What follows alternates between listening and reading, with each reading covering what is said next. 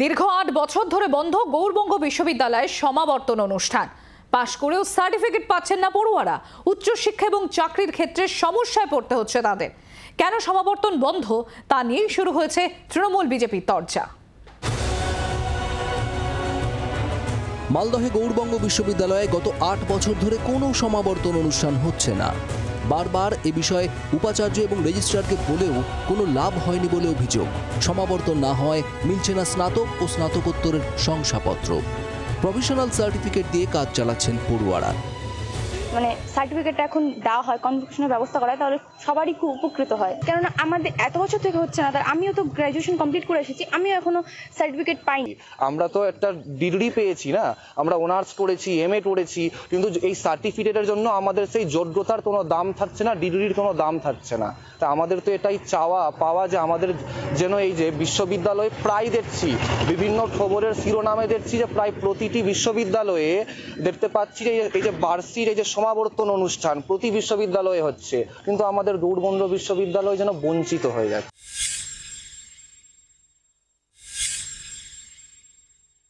রাজ্য সরকার চাইছে যে ছাত্রছাত্রীদের ভালো কিছু করার, কিন্তু রাজ্যপাল সেটা আটকে দিতে চাইছেন, বিপদে ফেলতে চাইছেন। আমাদের প্রশাসনকে চাপে ফেলার চেষ্টা করছেন বা এমন একটা ব্যাপার তৈরি করার চেষ্টা করছেন, বিশ্ববিদ্যালয়গুলোতে একটা ব্ল্যাকমেলিং এর পরিবেশ তৈরি করার চেষ্টা করছেন, যে বিশ্ববিদ্যালয়ের আভ্যন্তরীণ প্রশাসন যেন রাজভবন দ্বারাই কন্ট্রোলিং হয়। ৮ বছর আগে বেশ কয়েক বছর যে কনভোকেশন হয়েছিল সেগুলোতে কোটি কোটি টাকার দুর্নীতি হয়েছিল। ৪-৫ কোটি টাকা, ৩ কোটি টাকা কোনো বছর খরচ, ব্যাপক দুর্নীতি হয়েছে। এবং সেই দুর্নীতির কারণে ইউনিভার্সিটি অ্যাডমিনিস্ট্রেশন এবং রাজ্য সরকার কনভোকেশন বন্ধ করে দিয়েছে, এবং তারা আরো ৮ বছর বন্ধ করে রেখেছে, কারণ কনভোকেশন হলে দুর্নীতি হয়। কারণ দুর্নীতির জাল থেকে গৌড়বঙ্গ ইউনিভার্সিটি এখনো বেরোতে পারেনি।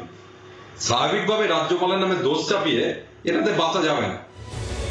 এদিকে বিশ্ববিদ্যালয়ের রেজিস্ট্রারের দাবি, তার তরফ থেকে সব রকম চেষ্টা করা হয়েছে।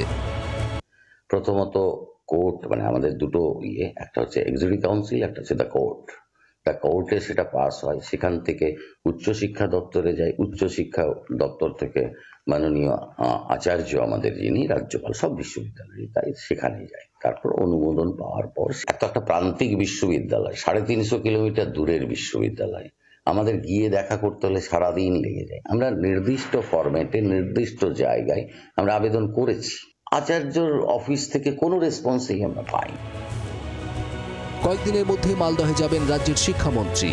শিক্ষামন্ত্রীর সঙ্গে দেখা করে দ্রুত সমাবর্তন করানোর জন্য প্রয়োজনীয় পদক্ষেপ নেওয়ার আর্জি জানাবেন, এমনই পরিকল্পনা করছেন বিশ্ববিদ্যালয়ের পড়ুয়ারা। মালদহ থেকে রণজয় সিংহের রিপোর্ট, জি 24 ঘন্টা। বাংলার আওয়াজ, বাঙালির আবেগ, জি 24 ঘন্টা।